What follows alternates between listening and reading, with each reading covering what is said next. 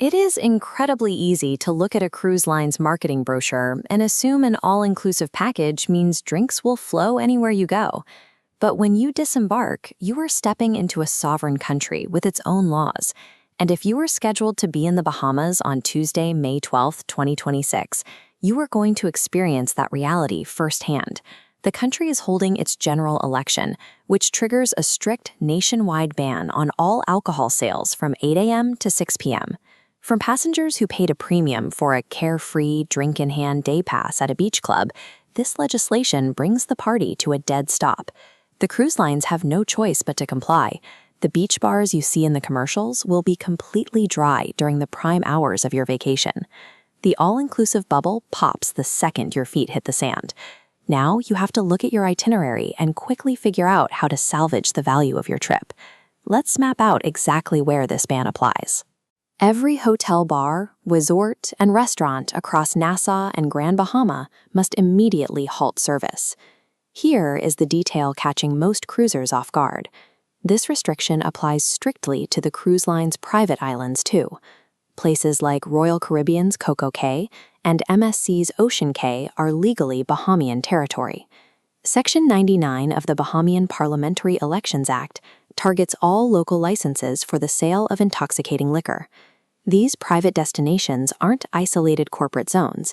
They are staffed by hundreds of Bahamian citizens who are actively voting in this election, making the islands an active part of the nation's civic life. Because the law offers zero exemptions for tourist zones, thousands of passengers arriving on May 12th will discover the land-based portion of their vacation has effectively been suspended. You have 3 practical ways to handle this. Strategy 1 is to proceed ashore as planned and accept the 8 to 6 dry window. This chart maps out the trade-offs. Proceed ashore and you still access water parks, snorkeling, and excursions, plus lighter crowds as others stay behind. But the financial hit is real. Premium open bar day passes yield absolutely zero return while on the island. Proceeding ashore only makes sense if the physical location and the activities hold more value to you than the drinks you are missing out on.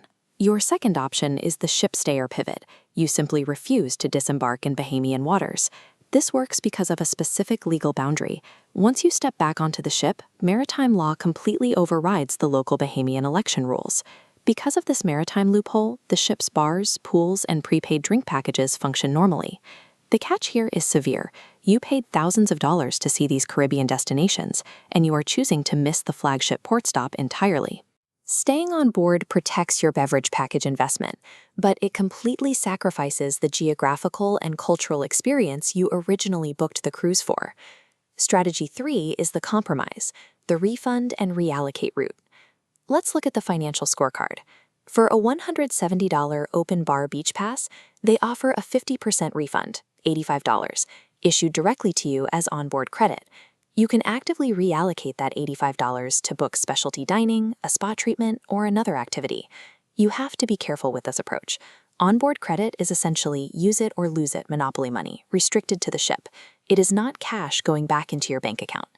This path salvages partial financial value, but it requires you to drop the carefree vacation mindset and actively manage the logistics of your itinerary.